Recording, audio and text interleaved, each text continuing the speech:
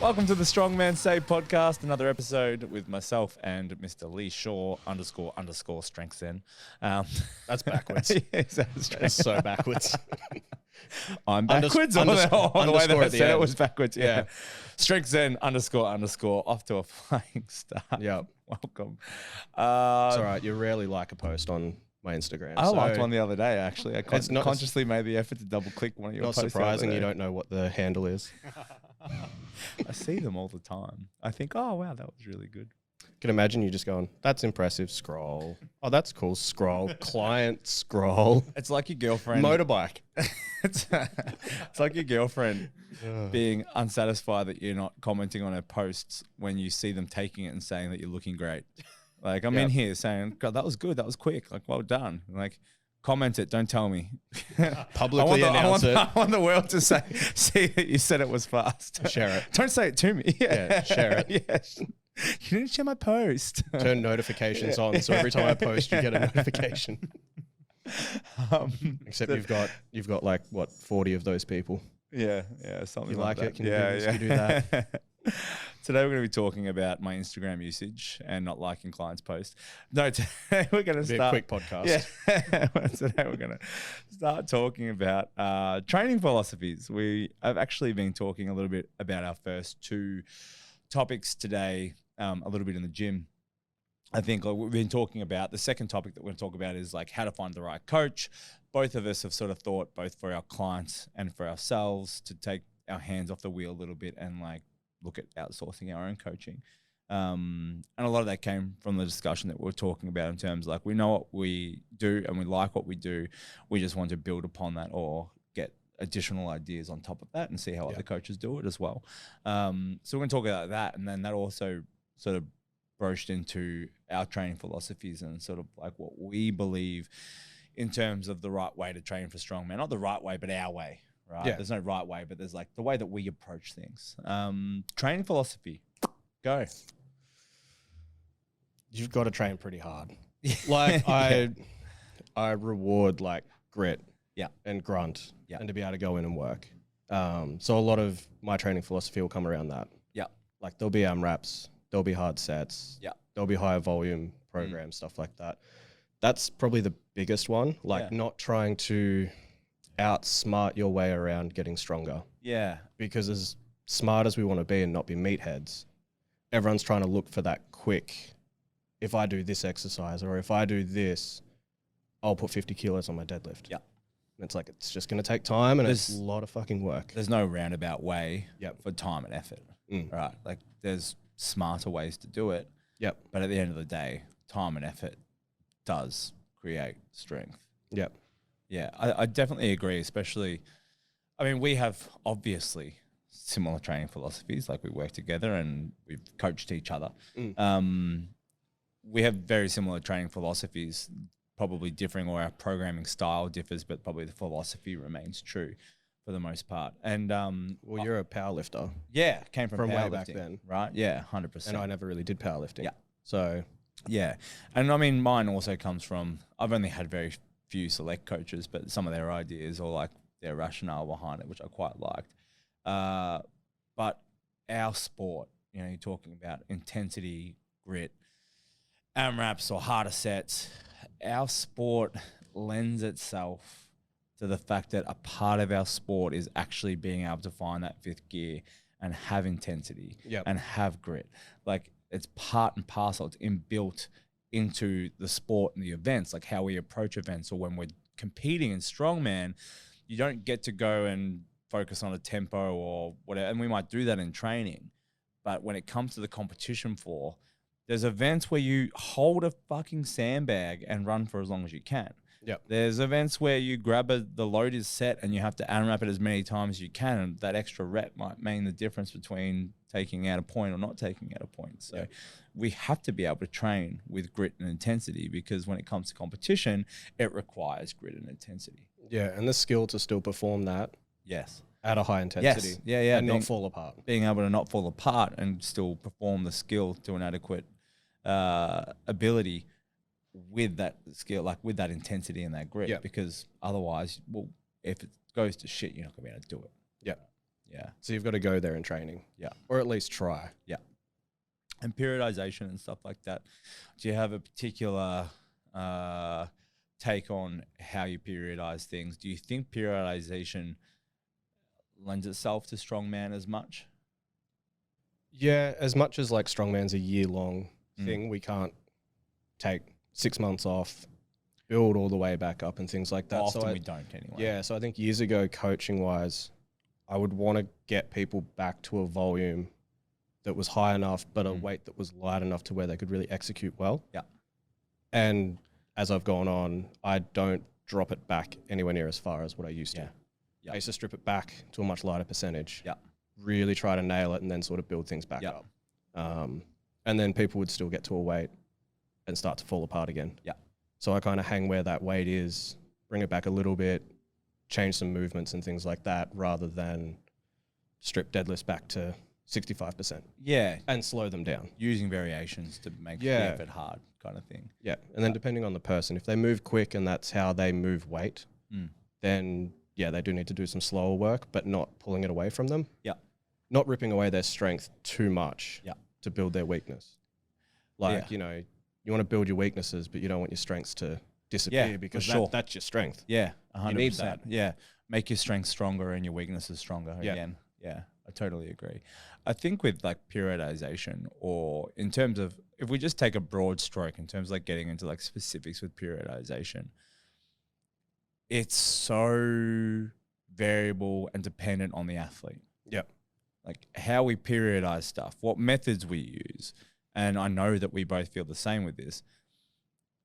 What we do or how we approach the puzzle that is getting someone stronger is totally dependent on the individual and what's needed. Yep. Are they jumping from comp to comp? If they're jumping from comp to comp, it makes periodization or like block periodization or like planning mesocycles and microcycles a lot harder, because you're step stoning from competitions, trying to maintain the underpinning of like strength, cross-sectional area and stuff for health. Like you're trying to manage a bunch of these other factors and modalities underneath, or trying to make sure they don't regress to a point where we're no longer supporting that top end, right? Yep. That's the hard part about our sport, is like a lot of times people stepstone, but you have slow athletes who need to move faster. So maybe they do some more athletic development or like potentiation blocks and stuff like that, where you're starting to develop their speed, their footwork, or just try to do some more power stuff. But then you'll have clients who move not as well. Like trash. Move like trash. And then we do need to slow things down. We need to do tempo stuff. We need to create coordination and balance and stability, or like at whatever joint that might be, or like as a whole, right? Yeah. And that means that we have to slow things down. Or maybe you've got clients who are quite athletic but don't have the static strength, and they do more hypertrophy stuff and create more muscle. Or do you know what I mean? Like it's such a strength is a puzzle that there's no one right answer for, and there's no one right answer for any individual person or group. Yeah. You have to look at the puzzle that's in front of you with the person, what their competitions coming up are, what their goals long term are, and try to strike a balance where you're getting them stronger and also getting them prepared for competitions, but also working on the holes that they have, whether it's they're slow, whether it's they lack coordination and stability, whether it's they lack underpinning muscular development to fill out their weight class. There's so many variables at the bottom end, whether it's mobility, do you know what I mean? Whether it's like they can't move efficiently because they can't get into the right positions. Yeah, I've got a few people like that, and they tend to be like the strongest. Yes. So really strong people just do not bend and move and get into the position that they need. Yeah, 100%. So it's like they don't necessarily need to get stronger. Yes, they just, if they move slightly better, then they'll be great. Yeah. Right. So I think it's with the periodization stuff in strongman, it really comes down to the individual, what their long-term goals are. You know, like we've been talking, and like I've been talking specifically about like myself in terms of, I feel like it's been a long time between drinks where I've put aside 6 months and like really gotten to work, or like put some really solid foundation work in again. Yep. Right. So the top end's kind of there. I can kind of jump into any other comp because I've got years and years of it. But to broach the next level, or like to reach the next level, there needs to be an element of work. Right. Yeah. So that's like me taking an off season or like a period of time and probably more planning out a longer period of training to be able to get there. And you'll have clients that will be able to do that, or they'll need to do that. So we'll do that. But then there's clients who have 4 competitions coming up that they need to qualify for things, and then they've got their peak competition. So then it's managing these competitions running into each other and concurrently trying to work the other elements that we need to make sure that they're still doing, to make sure that they're a well-rounded athlete. Yeah, and then you throw in mentality and personality. Yeah. Yeah. And then how do you work around that? Yeah. So in terms of training philosophy and like mentality or like personality typing, also another really big key thing, right? Even like body awareness. Yeah. Some people set after set, rep after rep will auto adjust, know what they're doing wrong, tend to fix their stuff. Yeah. So you can kind of push them a little bit harder because they'll also do the work in that session and then you overview it afterwards. Yeah. And then we can correct it as well. But a lot of the time someone will be like, yeah, I knew what I did wrong. Yes. Yeah, you get their feedback and it's so you can sort of you can keep progressing, you can keep like pushing really hard because they're adjusting along the way. Yes. And other times someone's like, yeah, I did really great today, and send the videos and you're like, oh. Yeah. So we're doing the same weight this week? Yeah. And they're like, why? That awareness kind of thing of like how things went, how things felt, and how things looked. Yeah. And having the same ideas around what effort is, what technical execution looks like, and maybe how that should feel too, like having the kinesthetic awareness to understand how things are moving and how they're feeling and get real-time feedback. And that's often where the best results come, is when someone actually gets or starts to develop that kinesthetic real-time feedback where they go, oh, I shifted forward on that. Oh, that swung away a little bit. Okay, cool. And like I fixed that on my next rep instead of like the next set after reviewing the videos, or the next week after hearing the coach feedback. Yeah. And as most things, some people are just born with that.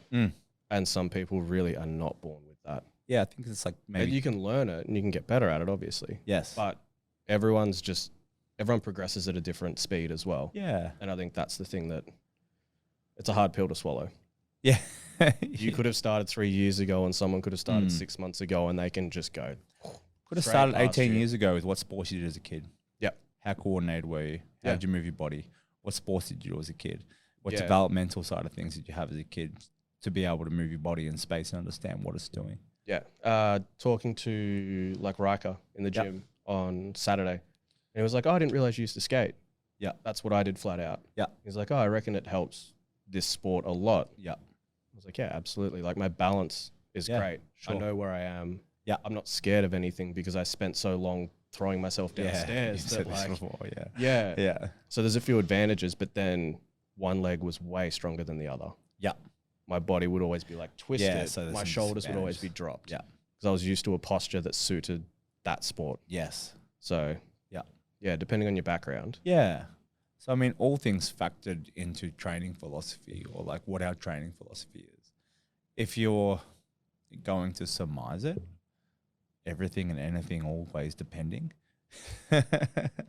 Pretty much. Yeah. I mean, it's really hard. There's a sexy answer for the social media world, which is my way's the right way.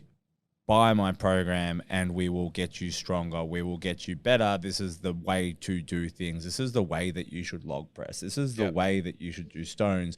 And my way is the superior way. But with our philosophy, I think it's, well, what are you doing? How do you move? What's your personality type?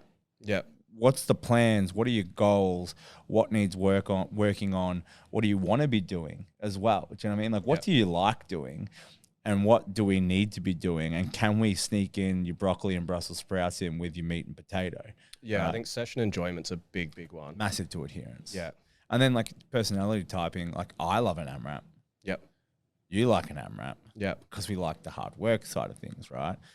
But our clients who pretty much always will sandbag an AMRAP because that's like their effort, but they love like a linear 5x5. They'll get sets and accumulate a huge amount of volume, and they enjoy that. And it's still hard. Like you give them hard volume and they'll keep ticking those boxes. But like if I do a 5x5, I'm bored 3 sets in. Yeah. Like I don't want to do another 5. Like I don't want to do 5x5. For me, it's either the first 3 sets are easy. Yeah. And then it gradually gets harder. Yeah. Or if that first set's hard, I'm probably not making it to the end. I'm not gritting out hard. Yeah. It's a personality type thing, right? Yeah. Like that's a what do you enjoy from a training point of view as I think well. a lot of my philosophies would be like, do not the minimum dose needed for your main work. Yeah. But like walk away feeling pretty okay. Yeah. And drive everything else through accessories. Yeah. And then closer to comp, obviously that flips the accessories Yeah, a for lesson. sure. But like mobility issues, you Yeah. can drive that through accessories. Yeah. You can do rotational stuff for your Yeah. back. You can drive mobility Exercise without prescription stretching. can do the work of mobility stuff a lot of the time. It's rare I tell somebody to like stretch to open up something. Like warm up, do all of that, but let's use accessories to either get you bigger, get you stronger at a muscle that's not stronger, get you more coordination, more stability. Yeah. Anyone that's got like weak lower back and hips and stuff, it's like, well, we're going to do bent over rows and T-bar rows, and I'm going to put you in that hinged position where you tend to just fold in half on a deadlift until you can hold it. Yeah.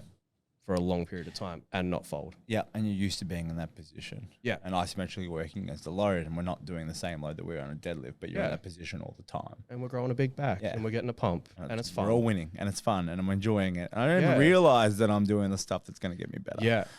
That's giving people curls. And like, why am I doing curls? I'm like, it's good for a lot of other things. Yeah. Yeah. Like we like often prescribe like incline dumbbell curl, right? Yeah. It's like, yes, for your biceps, but like actually for your shoulder. Yeah. You know, like a little bit of a stretch. Yeah, 100%. Like actually quite a lot of other benefits. One thing that we'd also, I think is important to talk about in terms of like training philosophy, beginner to advanced, would be the use of like undulation for like heavy work versus, you know, when you're a beginner, intermediate, you can probably follow a lot more of a linear pattern in terms of like your programming and stuff, whether the heavier you get, well, there's two things. The stronger you get, the less volume you're going to be able to tolerate at the top end with intensities, right? Yep. A top end athlete is not going to be able to do 80% or 85% for 3 to 5 by 5. Yep. Right? But a beginner intermediate will. Yeah. Right? Like you'd definitely be able to do that. And it probably should be pretty comfortable most of the time. It might feel hard, but you'll recover pretty well. Yeah. But like if I'm like, okay, cool, I've got a 450 deadlifts and I'm going to do 80% of that for 5 by 5, I'm probably not going to get through that. Yeah. So your ability to tolerate those intensities for those same amount of volume changes, and in general, volume is probably going to change. But also the top end, like a lot of the times we'll find that especially my heavyweights or in general stronger athletes, we won't deadlift and do a heavy squat every week in a linear fashion all the way up. Or often I'll undulate or swing my heavy deadlifts with like the heavy stonework or the heavy moving event if there's a yoke or something like that. Yep. Like we're not going to do, or often we won't do the same or like the heavy work every single week, all weeks for 8 weeks or 10 weeks. Yeah. So for me, a lot of the time, if the squat isn't a priority and there's a deadlift coming up in comp, the squat is more on maintenance. Accessory squat. Yeah. Yeah. Like a front squat. It's still heavy. It still works its way up, but it's at a weight that is very tolerable. Yeah. Very easy. The percentage is much more recoverable. Yeah, and more event stuff might go in towards that day because the squats aren't taxing. And then the deadlift day is horrible because you have a big deadlift coming And even if like I'm like, oh cool, the sandbag event is tough, but it's not super hard, I don't need you to do 8 weeks of that sandbag run. Yeah. Right. We might do 4 efforts of that sandbag run and alternate the arm over arm pull, for example. Yep. Do you know what I mean? Like if I was doing like ASI, for example, and I was like, cool, the stone run goes up to 180. I probably wouldn't bang stone runs for 8 weeks with an arm over arm pull and drag, but I probably wouldn't do an arm over arm pull and drag every week either. Yeah. I'd probably do stone run 1 week, arm over arm drag the next week potentially as well, depending on the level of athlete too. Well, see, I've got a handful of people that just did VIX that are now doing ASI. Yeah, they don't need to do arm over arm. They just spent, so we're doing some backward sled drags. Yeah, 100%. And get quick at those. For the first 4 weeks and then put it all together for the last 4 weeks. Yeah, right? You've nailed arm over arm for the past 8 weeks. Let's not keep doing that for 6 months of the year. I mean, a good probably way to look at this, maybe easier for like a lot of Australian listeners to understand, is like ASI is coming up, right? And I've got people who are 4 to 8 weeks deep on the ASI prep already, maybe because they weren't, like their loads challenging still. Yep. They've done 6 to 8 weeks of strength, right? This week or like the week coming, a lot of those guys and girls are hitting the block for a double, independent of the medley, right? They're hitting a top mid stance sumo high hip deadlift. whatever that is. Yeah, whatever we're gonna call that, butchered sumo. They're hitting belt squat, single farmers, kick. Yeah, so yeah, like they're doing like a heavy like 40 meter or 30 meter kind of like frame carry or something like that, and they're doing the top stone for a single, and then maybe a couple like clusters with the low ones. Do you know what I mean? Like this is the peak week for like the strength build. So maybe if they've come from another competition, they'll have a restorative block, and then they've had like a strength build block, and now we're working into kind of like that peak phase block where we've done all the events. We know we're strong enough for all those pieces individually. We've done the big building blocks for the competition. Now we actually step back and start focusing on flow of exercise, transitions, and then it starts sneaking up on the intensity side of stuff. So the first week is not like a deload, but it really steps back because it's like, okay, well now you have to speed up your transitions at a lighter weight. Now you know how to do all these reps, all these loads. Let's put them together and piece them together and focus on how you're cleaning into the press, how you're moving into the block press, how you're moving between How do you answer that question every time someone's like, how come I'm not doing the event at 8 weeks out or 10 weeks out? Like, why am I not training the exact event? Yeah. The way that I answer it is you don't need to do the event for 10 weeks. If I gave you the event for 10 weeks, you'd be bored by 6 weeks. And then by the time the comp comes, you won't want to do the comp. Because I am a strongman too, and I know you. Like, if you're doing this sport, I am cut from the same cloth. And I know that if I gave you an event for 10 weeks, you are going to be bored of it by the 8th week. And by the time the comp time comes, you are done, right? But I mean, it's always important to like create client buy-in. I also really try to explain the rationale during those like program rundowns, being like, these are the building blocks. This is us putting it together. And you don't need longer than 4 to 6 weeks for most people to put it together because you've done all the work. Now you just need to string it together. The hard work's done. Now we just need to make sure it comes together in a way that we're putting the best package together to express the strength and the events on the day. Yeah, I think that's a highly stressful like topic and thought is like the frame carry around in a circle. Should I be walking around in a circle with a frame? Because that's what the comp is. So should I just I'm sorry I laugh, but like you do not need to go around in a circle. Do I need to do that and like lean in and like drift my way around in a circle? No, don't. Just focus on your grip strength. Message Mason and go, how wide is my circle? Yeah, kind of. I just want to dot it out on the pavement outside my house. So, hey, I've got a court. I live in a court, and I just want to mark it out in the end of the court. And do laps. Because that's what a lot of people are like. They're like, but the event's this. And we're training it differently. When, say, like the frame carry, for example, it comes down to quick and consistent footwork and who can hold on to it the longest. So as long as you're training those elements. I think people forget that like with strongman, it's very easy to forget that back in the day when we started strongman, we didn't have a lot of the implements to actually train on the comps coming up.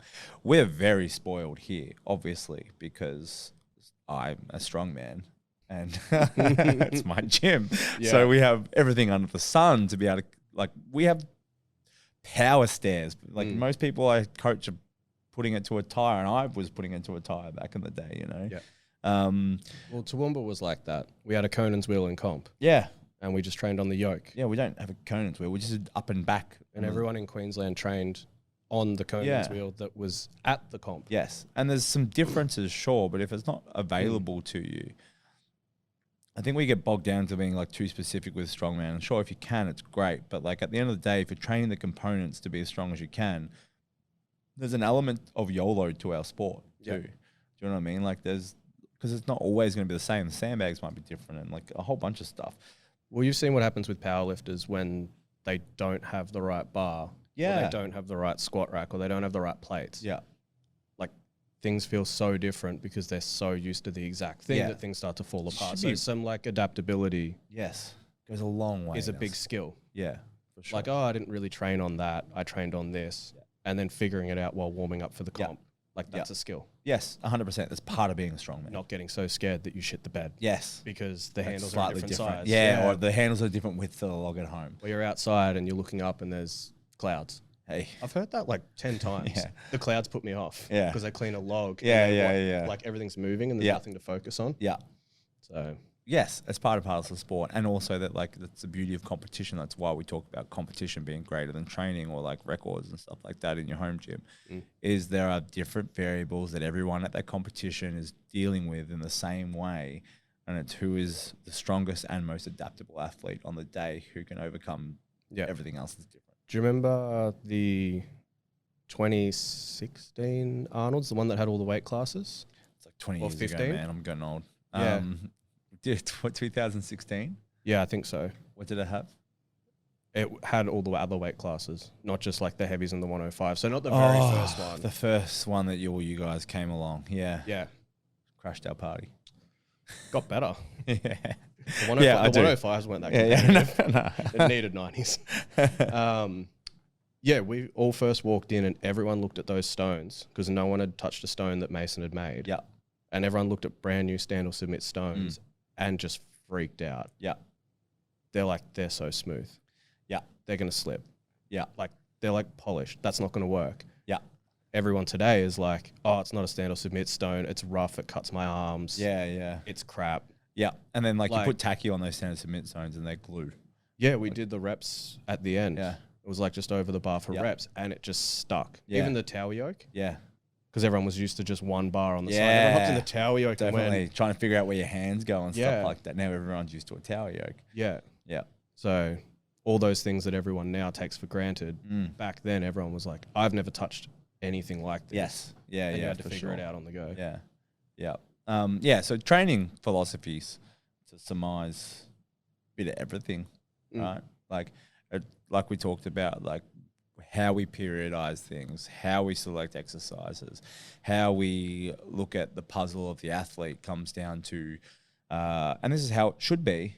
There's not a right way or a wrong way for any coach. I don't feel like the way that anyone should be approaching any client is a puzzle each unto themselves with their own competitions coming up. And there's a lot that holds true in the systems that work for everybody at the same time. Like while we're all individual, there are number systems that you roll out with clients that you may roll out with other clients in terms of like the main work, because the way to get to a competition, if you're all doing a similar competition, is probably the same. Right. Yeah. Like if it's like we determine this is the best way for you to get to the competition, then if you're all kind of strong enough to the events, then that's probably the way that it's going to go.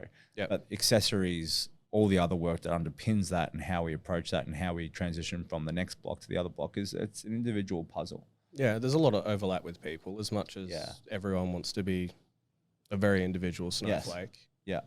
They're not. Yeah. You're a human trying to get stronger. Certain things still work. Definitely things that hold true that works for everyone. Yeah. I always went with like the phrase of everyone's not an individual snowflake. You're more like a grain of sand. Yeah. Might be a little bit different, but there's kind of like a whole beach of you. Yeah. And it's all kind of the same thing. Like it's a little bit different. You're not a special snowflake. You're just like a piece of sand. Yeah. I feel so much better about myself. It wasn't meant to do that. No.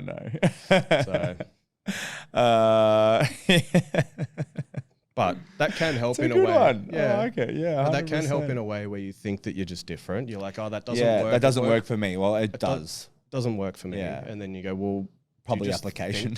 If you believe it does or doesn't, it kind of holds true. And buy-in, that makes such a big difference too. If you don't think it's going to work, no matter how good it is, it's probably not going to work. So bridging from that in terms of like our training philosophies and stuff, how to choose a coach. Like if you're looking for a coach and we've been doing the same thing, what are the key things that you think that your clients have come to you for? And what do you think that you would be looking for in a coach? I think the first thing is like a similarity. Mm-hmm. Like seeing yourself in somebody else or wanting to be able to do what that person can do or their approach. Yeah. There has to be some similarity. It's like finding a friend that draws you to them in the first place. Yeah. And then them having some ideas, at least for me, them having some ideas that might not quite be in line with what I want. Yep. For the most part, it is. Yeah. But they kind of have a different approach. Yeah. So it'll make me question how they do that, why they do that, and everything like that. Yep. Like, I follow a handful of pages on Instagram that are stuff that I just generally don't agree with. Yeah. And like general training, not strongman. Yeah, for sure. There's like trainers, physios, all sort of groups of people, and Sure. I don't agree with their philosophy at all. But I still follow them because every now and then I'm like, I'm actually almost kind of convinced that that might be okay. I was just waiting for you to say, because I love trolling them. No, I try not to do that because I need content for rants. I try not to do that anymore. Oh, some of the stuff triggers me and I'm like, that's bullshit. But I keep it there because I don't want like confirmation bias. Yeah. Everywhere Yeah, I look. 100%. I don't want to just go, this to is have all that I challenging like ideas, and this is all I agree with. Yeah. And then my whole feed and everything around me is just telling me that I'm right. Mm-hmm. So I think I still want to find somebody that is along the same path as me. Yeah. Or where I want to be, but might have some different ideas or some different approaches that will open me up to thinking of it in a different way. I think that's a good. They're the big ones. The similarity thing's huge. Yeah. Like you can look at I've never thought about like stuff. that. Yeah, I've never thought of it like that, actually. That's a really good point. Like, you are I think about that with like personal training, but I kind of forget about that with like online coaching. Yeah. That like with personal coaching, obviously, because I still PT quite a lot, I always think about it as you're spending an hour a week or 2 hours or 3 hours a week with that person. Yep. You have to like them. Like, you have to want to hang out with them for 3 hours, let alone be coached by them. Because if you don't want to hang out with them for 3 hours a week, then like you're probably not going to want to be coached by them for an hour every week, you know? So I always think about it with personal coaching, but I forget about it with online coaching. Like, you still have to like them. You still have to like get along with them or see similarities, or finding a friend, right? You're finding a friend and a coach. You have to respect them, I guess, as a person and what they do as well. Yeah. Because if you don't generally respect them, you're probably not going to listen. A combination, you're going to get told what to do, or respect their ideas, for sure. Otherwise, like, the person doesn't really adhere anyway, right? They do it their way instead of what your way, and which means they're not really coachable. Which you hear that a lot, where they're like, "Oh, so and so wanted me to do this, but I'm just going to do this instead." Yes. Yeah. You're paying them to tell you what to do. Surely, just don't pay them and then go do what you want to do anyway. Yeah. Yeah. Definitely. Yeah, I think that's a good one. And I mean, a lot of the times, like, our online coaching stuff, you know, online coaching, like, clients, they end up being friends or people that you know much more about their lives than just like their training. Do you know what I mean? Like, they message you about other stuff, or there's other stuff going on, because part of coaching is managing lifestyle too. Do you know what I mean? Or at least knowing what's going on from a life side of things, so you can manage those as well, but also make sure you're looking after your athletes. Yeah, because that's a huge part of it, is like, to get the best performance out of someone, they need to be functioning. Do you know what I mean? They need to be like on top of everything else in their lives as well. And if that's not happening, then we kind of get the insight and the inside scoop about what's happening, so we can help guide that as well a lot of the time too. Which means you've got a coach that actually cares. Yeah, I mean, that's probably the number one thing, right? Before similarities, give a fuck. Find a coach. Find someone that actually gives a fuck. Yeah, I think mine, particularly when I was looking for someone, was availability or contactability. Yep. I'm generally like a very low maintenance client. I have been in the past. You know, like, I always give my clients shit, like, don't send me messages. I'm like, you got to send me videos. You got to send me feedback. And I'm like, and then I'm like, I did the work. Yeah, it didn't send it. Like, I never sent anything. It felt good. Yeah, it felt good. Ticked it all off. Great. Like, don't worry about it. All good. Yeah, but like, I'm different. You can trust me. Yeah.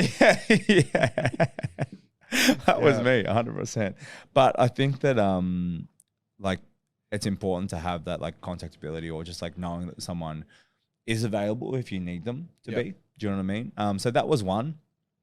Because like, the one thing, and it wouldn't have to be like, I don't need 24 hours, but like, I just want to know that, like, when you say your check-in's going to be in, we have a check-in like once a week. Yep. If it's monthly, it's monthly. That's fine. But I want to know what the expectation is around the contactability thing. I don't need 24/7 contactability, but I definitely find that some coaches, especially if they're busy or they've got other stuff going on, it's like, it's sporadic check-ins or something like that, or sporadic contact, where I want to know, like, I don't care if you don't talk to me for the rest of the week, but are you available when we actually have to catch up and talk about how training? Yeah, that'd drive me insane. Yeah. If someone's like, yeah, I'll get to it tomorrow. Like no dedicated check-in day or no dedicated thing, or like it's like, oh yeah, we check in like Monday, Tuesdays, something like that. Or it's like, what day? Like, what day are we doing this? Because I want to factor it in. Do you know what I mean? I'll make sure it's all ready. I want to make sure it's all done. So that thing, like the set in stone or some like routine around like contactability and availability. Is that it? You just need someone to reply? I just want someone to be there. You just want someone to reply sometimes. Do they have to do anything else? Lift? Nah, they don't have to lift. I actually shooting for like non-athlete. Do they need to have a motorbike? Yeah, motorbike. Do they need a motorbike and tattoos? Somewhere close enough that they can pat my head when I have a bad session. Pay for that. Yeah. What's the price for that? Yeah. No, training philosophy and stuff like that as well. Like I was interested in terms of like same thing. I wanted to sort of gel with what I believe is in line with what we do or how I see things as we do. Do things, but also challenge ideas or add different ideas to that bucket as well. The other one was like not be afraid to tell me I'm shit. Like, and that's a funny one, but like when you've got like a higher end athlete who's been doing it for a long time and potentially coach, some coaches are afraid to be like, hey, we need to strip this right back. This isn't the best way to do this. And I think some people are afraid to do that, where that was really important, that like they were happy to, or to be like, look, this needs a lot of work. Let's pull this back. Let's get back to work on this. Let's make this better. I think they were like the primary ones, was like coaching style, the check-in thing, and then like that last one as well. I think they were like probably the three primary ones. In terms of education, qualifications don't matter to me. Experience, yeah, like clients. Yeah. How about you? I'd like someone with athletic experience. Someone that's competed in the sport that I want to compete in. They don't have to be not high level. They don't have to have been Big Z, but I want someone who understands it. But I think probably almost more important to me was seeing that they've done great things with already great athletes. Do you know what I mean? Like there's one thing to have like a whole host of like pretty good athletes who will become intermediate or advanced. But then there's another thing to take advanced guys to another level of advancement, and not just like a one-off or twice off. Do you know what I mean? Like, and this is to be totally blunt, like we all get this, right? Like as coaches, sometimes someone lands in our coaching roster and it's great because you can build your business off these people, but they're good and they've got the potential to be great and they become great. We've all seen that, or we've all had one or two of those people who's like, fuck yeah, they've signed up and they're going to be fantastic, right? But to have consistent results with great athletes becoming greater, I think is more of a challenge, and it's good. Like that's what I would be looking for as well.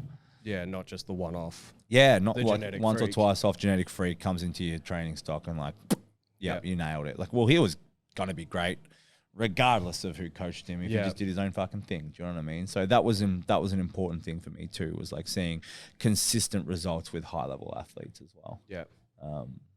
I think that's the primary ones. That's most of it. There'd be small things like if either the coach or all their athletes are getting broken 24/7. For sure. Or their whole career, it was just like break after break after. And they didn't really sort of learn to get better from it, or didn't have better processes to get people back. That would just be a red flag of like, I don't really want to break.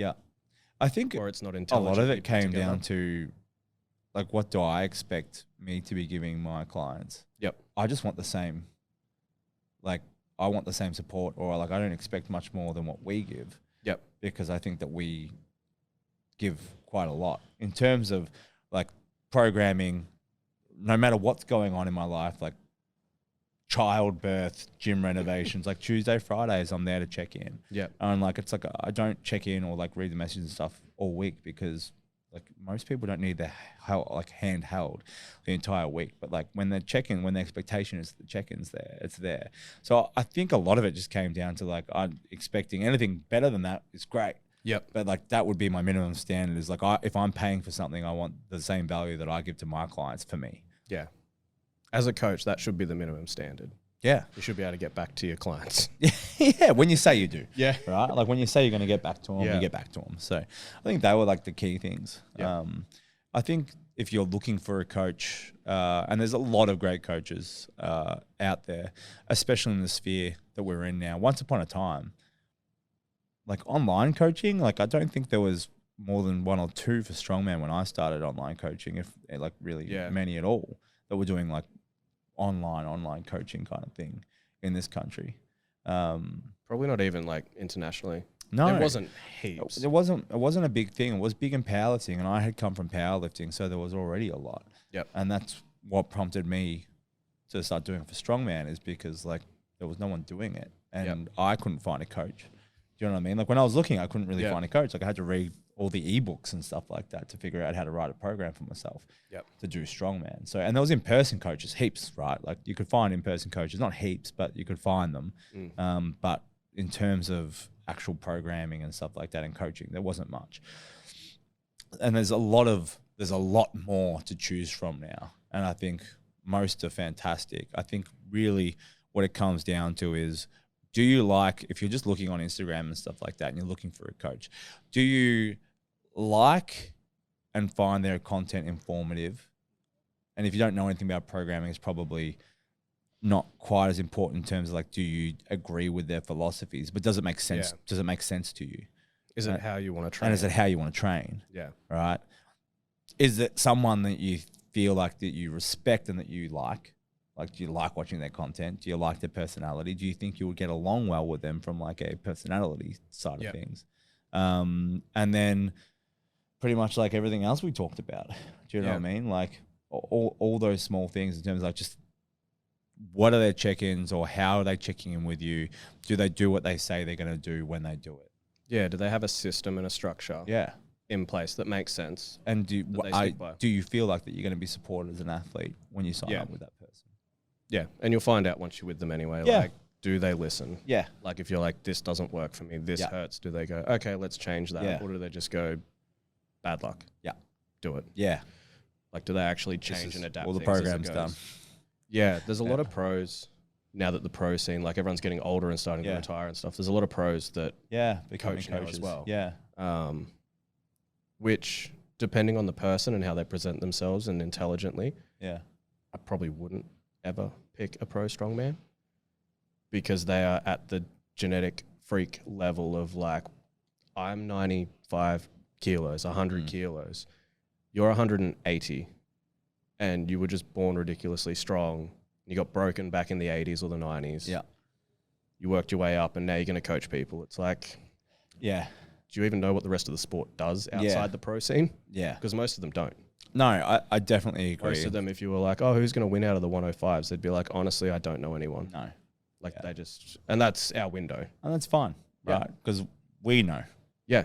But like, I do agree or tend to agree that like. There's a lot of great ex-pro or pro coaches. 100%. But then there's a lot. And probably that I look at and I'm just like, your career was probably like in any weight class. Probably in any weight class. Yeah. If they've achieved something, and not the best aren't always the best coaches. Yeah. Right. Like the best aren't always the best coaches, because the best often were gifted at what they did. So they're like, oh, I just did this and got better. Yeah. Why aren't you getting better? Yeah. Yeah. 100%. So lots to think about in terms of like choosing a coach. But if you got any questions around who do we feel are really good coaches, or what our lists were in terms of like when we were finding coaches and stuff like that, feel free to hit us up. Or if you have any question about like what you should be looking for, what the expectation is around coaching, feel free to shoot us a message and we can sort of tell you what we feel is like. Yeah, we could probably write out a short list. If somebody was like, hey, who would you recommend? It'd be like, well, probably this chunk. Yeah. I really respect and I like what they do. I like their athletes. I mean, so my short list in the end, I like whittled it down to, if I said top 3, Andrew Clayton, Shane German, Tom Hibbert. They were all my 3. All international coaches, obviously. And I felt like all 3 I felt would have been wonderful coaches, or like very good from like, I liked all 3's approaches from a training philosophy standpoint. Yep. All 3 ticked the training philosophy box. It was just who else ticked all the other boxes. Yep. Yeah. Was there anyone else that made it onto your list outside of those? No, see, I'd worked with Terry a bit in the Yeah, past. Terry Rady, Rady. yeah, And I like a lot of his approaches and stuff like that, even outside of training, like recovery methods, things like that. But Tom Hibbert's always up there. Yeah. Yeah. And that's just because he trains smart. But he was really strong. And he's still strong now. But back when he was doing the 90s and stuff, he's still got the 90s log record. Yeah. Like world record. Massive. So there's him. I can't remember who it was. I think he was an under 80s in the States. Very on top of it, very smart, put out a lot of stuff. Was a lot more athletic based in what he did, and he went into more like neural drive, neurosystem, like neurological stuff. I can't think of it. Which I find super interesting too. Yeah. It wasn't like just different like ideas. Lift heavy, get strong. Different ideas. Build muscle. Muscle is strong. I mean, you look at the world's strongest man competitors over time, and you look at some of the competition, like training and stuff like that. A lot of them did a lot of athletic stuff over like the real static strength stuff too, just depending. But the sport's obviously evolved a lot too, so it's changed a little bit compared to what it was. Well, people are trying to race to the end, and the end is being strong. So people are not spending time getting fitter, or like not just blowing out and getting huge. Because you only need to be as fit as what you need to be for the strong man, right? You don't need to be ready to. Your primary focus is to be strong. But people put all their focus on that and end up being really unathletic. Probably one thing that comes to mind just as we were talking was proven track record over time, having worked with many athletes. Yeah. When I'm talking about those three, I'm just thinking like I had a few other recommendations, but they'd been coaches for a year or two. And I don't feel like that the amount of people or volume that you've worked with and problem shooting different movements or events with that many people is enough. Do you know what I mean? To really get the most out of people, like I would want to see working with 100, 200 clients over time, doing strongman and seeing different bodies move and fixing different problems. And that's really important too. Good thing is the sport's really small, and unfortunately the sport has plenty of gossip and politics in it. And if you follow enough people in enough countries, eventually you hear if there's a coach that doesn't treat people well. Yeah, for sure. And like the good ones always come up to the top. There was one in the States where somebody was like, "No, I left him. He was shit towards me. He said I wouldn't be able to get anywhere if I didn't take this, this, and this." Yeah. And he just rams all the other women with gear. Yeah, sure.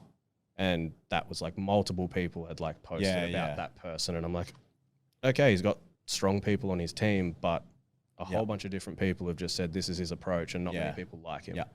I mean, the good thing is on the positive light of that is that the good coaches do tend to rise to the top in terms of notoriety or like popularity. You mention their name and everyone just goes, yes. Yeah, 100%. Not a bad thing to say. 100%. Does great things. Yeah. Strongman from when we started to today. Yeah, so I was looking at back in the day things. Did you watch any of the Team USA and Team UK? I have not. I just asked because it's a way to introduce it. I know you haven't.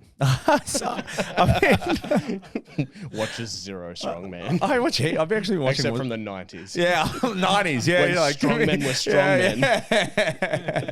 Like current strongmen, not so much. Although I watched the Rogue Invitation, which is really good. But I definitely enjoy watching the OG strongman. Like Sunday morning, sit on the couch, show Colt what's up and like where it all came from, you know. If they're not tying their shirt up like this, it's with so duct tape, good, or like cutting the singlets into stringers and stuff. Oh, the best. If there's not tape around the collar, you don't want to see it. Make strongman great again. Just all I'm saying. Give me a crank. Give me.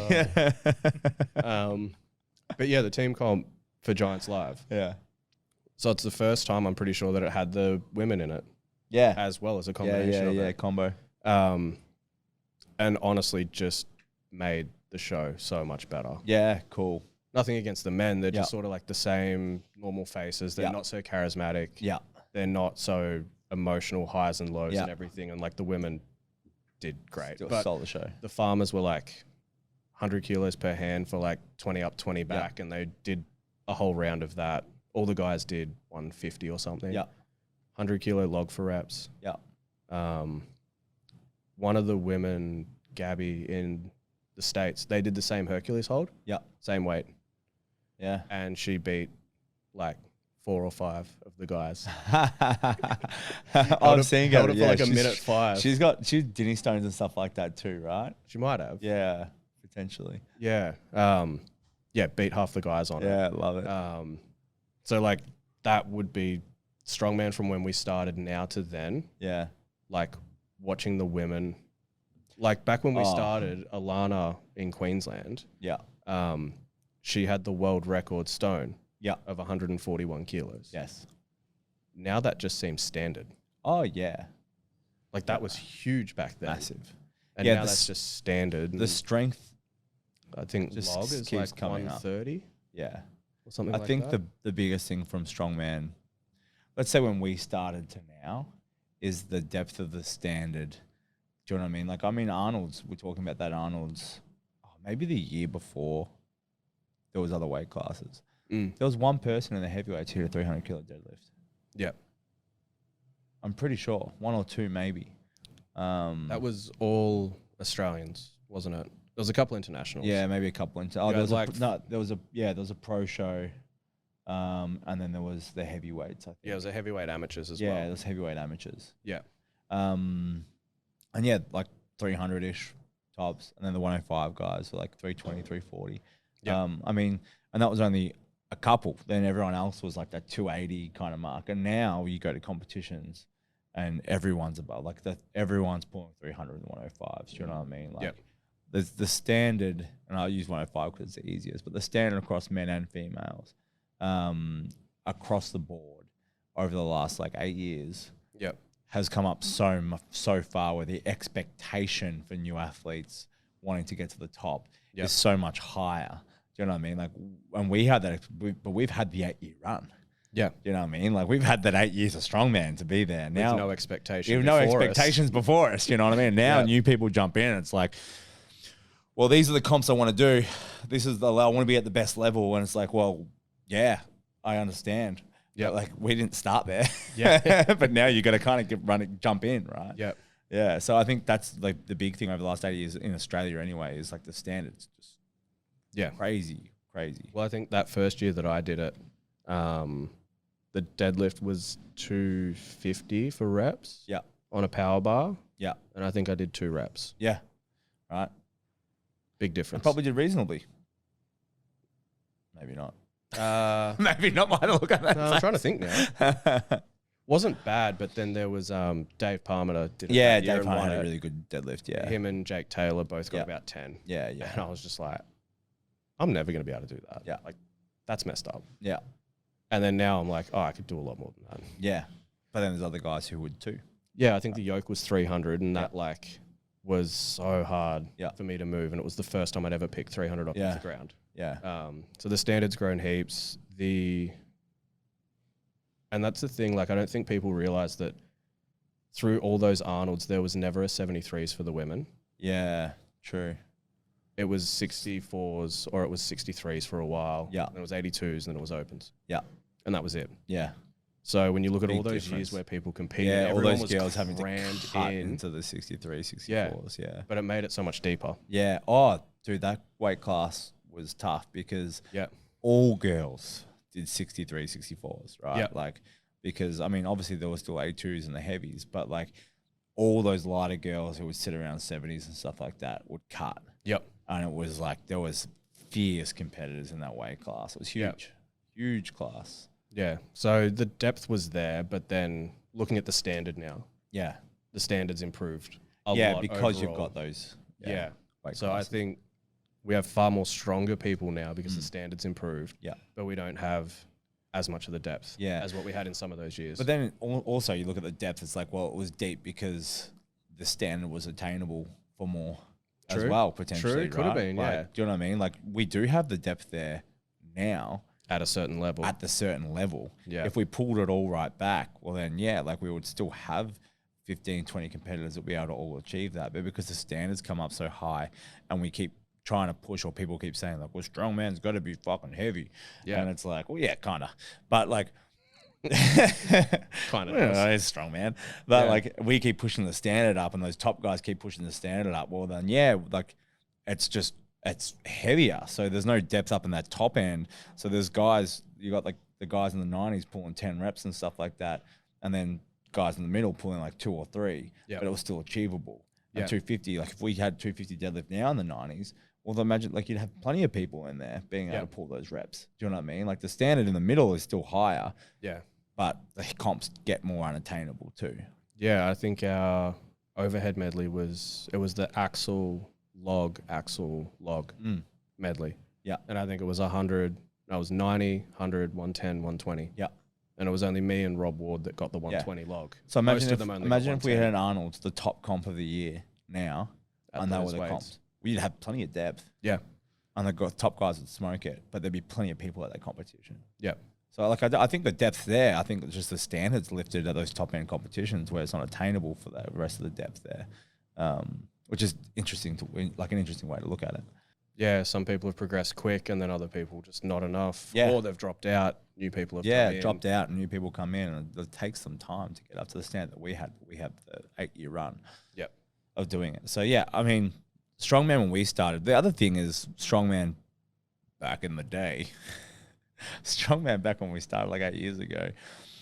The competitions outside of the big competitions did not have the equipment that we had now.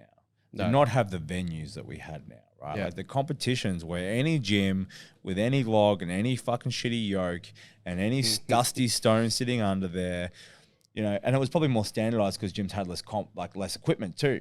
Most gyms had a farmer's, a yoke, a log, stones. Yep. Right. Like that's what we did. So it was always variables of those kind of like 5 or 6 for an axle. Right. Yeah. So it was always variables of the equipment that we had achievable and able to find. No one made strongman equipment. Yeah. Do you know what I mean? There was very few, like Scott used to, but like you'd precision made logs and like you'd have to, but you would have to hunt. Yeah. For equipment. Or you'd buy stone molds. And then waste a lot of concrete figuring out trying to make stones. Yeah. But so you would hunt. So the events and the competitions that you would use, and talking about adaptability, when we came through as well, it was like every competition was on shitty yokes, great yokes.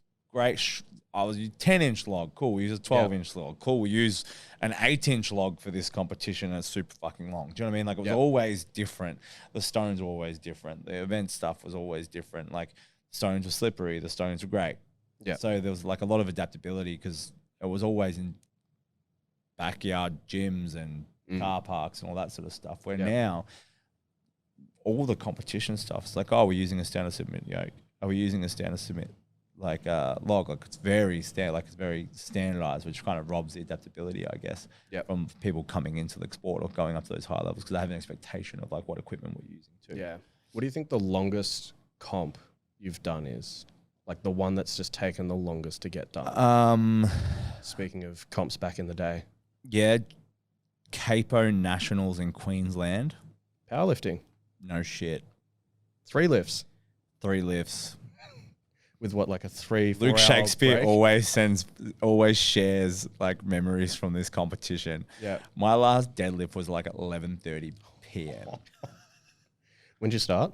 9 a.m. It was like probably like fucking 1 o'clock or like 11 o'clock in the morning. Oh, it started late. Yeah. Oh, I suppose by the time your flight's out, started late. Yeah. So it was like probably started like 11 or 1 o'clock and was like till 11:30 p.m. Serious. You technically almost didn't squat and deadlift in the same day. No, almost. And then the other one would be maybe Ballarat strongest when they ran like the 6 lifts or something like that, or like, and there was that was all max out. It was like a clean and press, but you couldn't like continental. It's like a max deadlift. Then it was like clean and jerk. Yeah, so it was like a bench press. It was all maxes kind of thing, and that was a truck at the end. That was quite a long day. Yeah. Yeah. They're always fun comps. Yeah, it was fun. Yeah. And then Obliterate got posted for June. Yeah, 8 maxes. I had someone message me. Out, Nick day. Reynolds, I think he probably messaged you too. He's like, you reckon you'll be in shape for this? Would love to see you and Leigh. And like, nah, like imagine the numbers and stuff. I didn't get a message. Well, he told me to get you into it. He mentioned you. He said you to me, you know. Yeah. I'll show you the messages. I'll prove it. Yeah, that'd be fun. That's a long day. Right. It's longest a very big day. Your longest comp? Probably the Australia's most powerful one.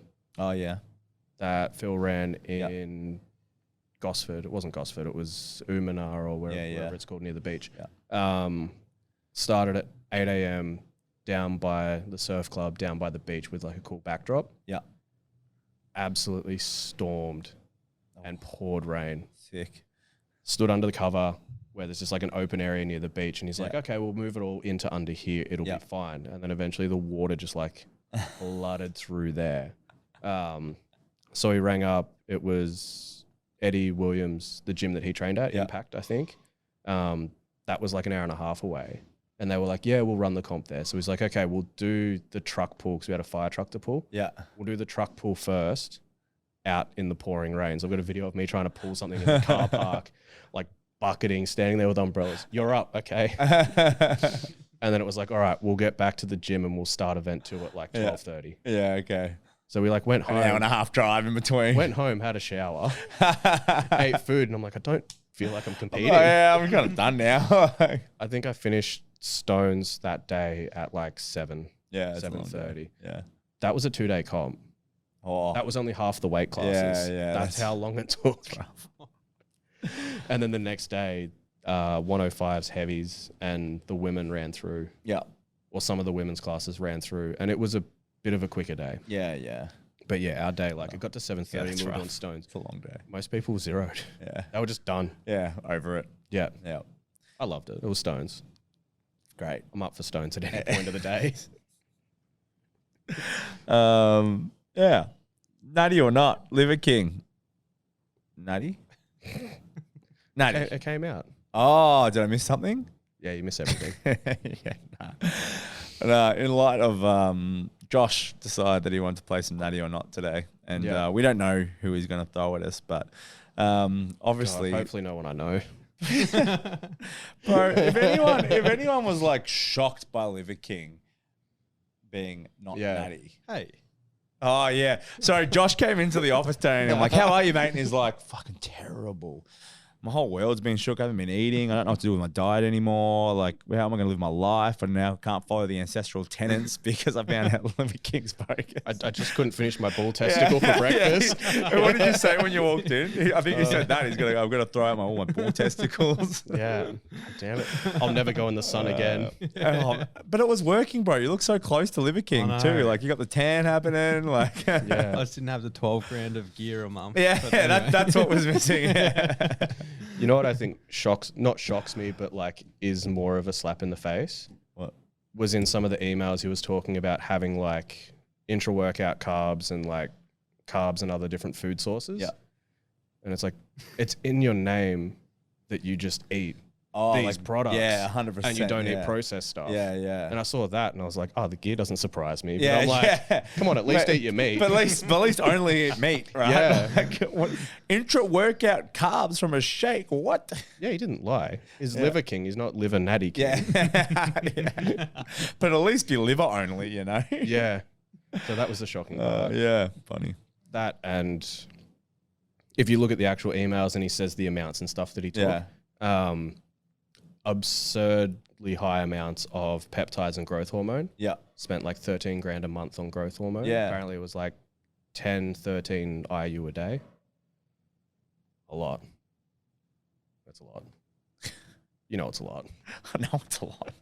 And then the cycle and everything and the actual like test and steroids and stuff, absurdly low. Yeah, okay. Yeah. Absurdly low. Yeah. So it's just like, how do you still look like that? Yeah. Clearly you don't know what you're doing. But yeah, saw that and just spent a lot of money. Yeah. Amazing though. Had in 1 year, I want to get 1 million followers. That's my goal. And this is my plan to get there. And then in like 10 months, had 1 million followers. Yeah. I mean, works hard. Yeah. Whatever he did at work. Yeah. Fucking oath. I mean, most of us, if we tried, would not be able to create 1 million followers in 12 months. Mm. Or be able to throw 13 grand a month. I don't know where you got that money from. Like, that's wild. If you just eat bull's testicles and liver. Apparently money comes at you. Your grocery bill might be cheap. Fire away, Joshy. What do you have pictures of? Yeah, there's just I think there's about 15 or so. Oh, yeah. I'll just Quick flick fire. through 'em. First one's probably obvious, but Dwayne The Rock Johnson. Not Natty. He's Samoan though. But wasn't it known that he got like gynecomastia taken out of his nipples? I don't know. Not Natty. Is that Serena? Serena. I say Natty. Yeah, I'd say Natty. I mean, she's a lot more solid than her sister, but always was. But I would say Natty. Yeah. I reckon Serena Williams is this one. What? I want your answer on The Rock. On The Rock? Yeah. I'll say it's Natty. What? I'll take a Really? guess. Yeah, why not? You reckon Natty? Yeah, all right. What do we count as Natty and not Natty though? What are we talking about? Takes creatine. Yeah, are we talking about SARMs, peptides? So I reckon Everything else. potentially like peptides and stuff like that. You EPO, know? clen, fat burners. Yeah, well, anything that WADA would consider not legal. Ooh, that's a lot. That's a lot, isn't it? Anyone that takes pre-workout. Yeah. Natty, Serena Williams. Chris, who is it? Yeah. Yeah, Does he claim to be Natty? Is he Natty Olympia? Nah, no, not Natty. it wouldn't be Natty. IFBB. Yes. What's his name? C-bum, isn't it? C-bum. Yeah. Yeah. Nah, not Natty. No way. Goggins. Oh, Natty for sure. Yeah. Goggins, David Goggins. That's Connor. He has been looking bigger lately. But Yeah, hard one to still- say. I don't know. Yeah, is he still fighting and stuff? MMA's Not got at a the big track record of Yeah. it. John Jones Yeah, got busted with wasn't even steroids. It was something else. Yeah. I can't remember. Some sort of rec drug. yeah. I can't think of it. I would say, I don't even think like. I would say maybe Natty, but definitely has. I'll say he's not because he's got the personality that he will do Yeah, anything and everything Yeah. to get whatever he wants. I'd say he dabbles. Well, he's not in a testing pool at the moment. Yeah. Oh, So- definitely not Natty. Yeah, why Yeah. would you go to the testing pool, bro? That's what athletes do. Oh, I'm taking myself out of the testing pool for 12 months. Oh, I'm back in the testing pool. How much of the testing pool really Yeah, and I know randomly UFC test like people though Yeah. too? UFC wants to make money, bro. Yeah. Jason Momoa. Is it? Yeah. Aquaman. Aquaman. No. Aquaman wouldn't. Aquaman's too good. Is it just CGI, you know? I would say Natty. He's too Yeah, I'd say wholesome. Natty. Yeah. He tends to have a bit of a dad bod. He's usually got the dad bod, but then like is that like Rebound takes it for the movies and stuff like that? I don't know. I'm going to say Natty because he's a wholesome kind of He's guy. surprisingly a big guy. Yeah, he's big. I didn't think he was a big Another guy, and then Islander, you see dude. photos No, of him with he's other big guy. celebrities, and he's He's huge. a big guy. Yeah. I'm going to say Natty. Hemsworth. I don't reckon. I reckon someone's got to be giving him something, just Yeah. because of like the dramatic The changes. dramatic changes. Like you see him look fucking huge and jacked, and then you'll see him just look like good and jacked. Yeah. Do you know what I mean? He's like pretty boy jacked, and then he's fucking jacked. And I reckon like someone's slipping something into his Milo for sure. Every time every time he gets jacked, he has to release a statement about the rigorous training. Yeah, the food yeah, that he yeah. had to eat. It was so hard. Yeah, when he's thick, Training 5 hours like a day. when he's thick boy. Yeah. Yeah, Was the chicken and broccoli diet, isn't it? He's on? yeah. Yeah. If he gets his chicken from the right place. Just the way that he talks about everything in the training, it's just like, I don't know if that's true. So Yeah. like, what Yeah, else is yeah. not true? Yeah, That's Brad. Brad Pitt. You'd be Natty. I reckon Natty. Yeah, yeah, It was too long ago. yeah. He's like fit. Mm. Brad Pitt's like fit boy. Like That's and the I mean, person. like, everyone growing up and watching Fight Club, you're like, yeah, and I you don't see him know in how I'd train photos to and get stuff like like that. that. It's one thing, but if you see him in videos, like walking around and stuff like that, like in his movies, and he's like fit, he just looks fit. Like he just looks like shredded. yeah. yeah. I mean, Brad Pitt's a god, so he was gifted. Yeah. So like, I feel like you could definitely look like that if you God gave Do everything. God gave you everything in the world to work with. Where was the next one? Shaq. LeBron. No. Shows how LeBron. much I know basketball from a distance. Yeah, I don't know. He looks jacked there, but I don't know LeBron. I'd say Natty. Like, was he the one that they had videos of him squatting and stuff in the gym that he posted Yeah, up? yeah, and people yeah. thrashed him for it? Yeah, looks Maybe, natty yeah. there. The one was thing that doing, I'd like, say, half squats. yeah, and everyone- testosterone. I would say natty, but maybe on T replacement. Yep. They get allowances in the what the fuck do you call it? NBA. NBA. Yeah, that one. It's a hard acronym. Strongman's two letters, Yeah, you know, SM. and 3 is too far.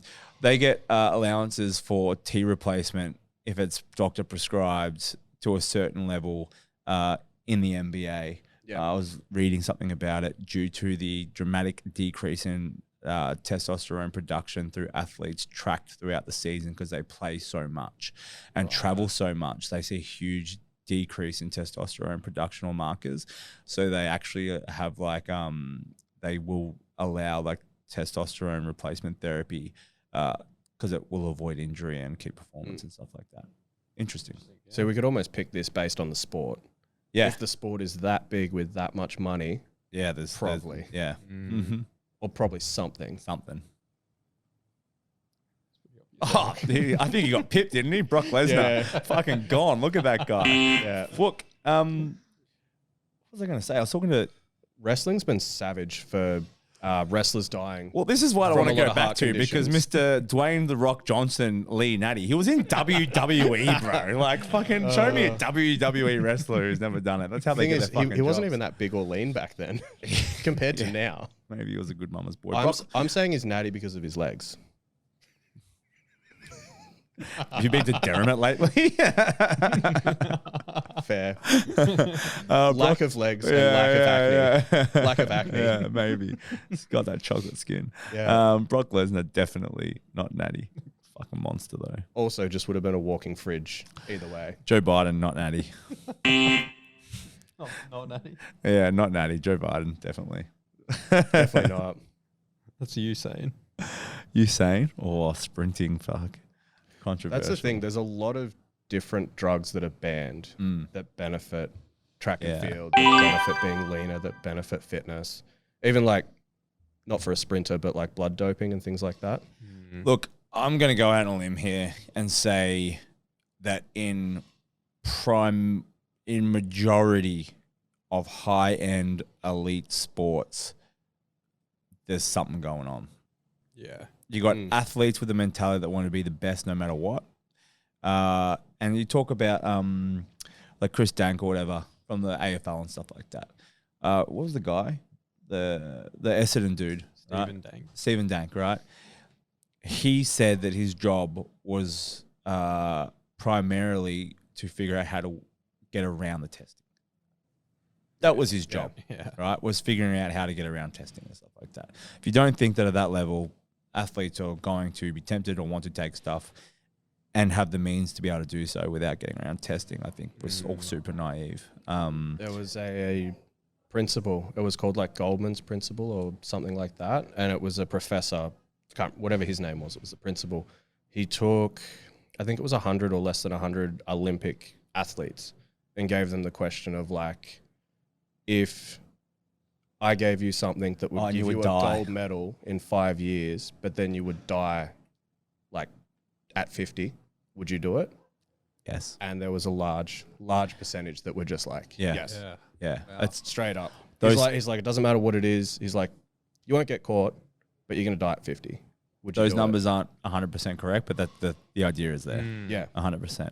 Yeah, the percentage was still quite They would high rather die. They would die early to if get they an could get a Olympic gold medal. I guess they've put everything into it in their life up to that point. Everything, like, bro. Yep. Yeah. Like, Everything. of course they're going to go to that length. Yeah. Yeah. Next one. We've got Elon.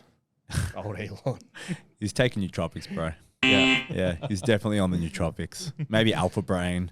I reckon Joe Rogan's slipping in some Alpha Brain under the brain's table. A not bit of a natty. sponsorship. Yeah. His brain's not natty. Yeah, definitely brain's not natty. Broad chest, something to work with. There. Yeah. Send him over. You know what, Elon? Hit me up. I'll coach you. We'll get you looking as fit as what your head is. And last but not least, Dwayne Shaw. Did you do that just in that 2 seconds? Natty on the You know what? When he lodges his timesheet this week, I'm going to know where it all went to.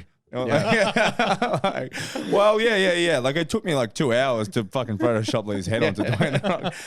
Not natty, I don't reckon. Look at that blood pressure. Yeah. Get a good flex on You there. can't. You can't have that body. And I not reckon be you got better. smiling. I reckon you got better traps. Nah. Nah. Probably better calves. That's about it. Yeah, probably, and better glutes. Yeah. You definitely got better glutes.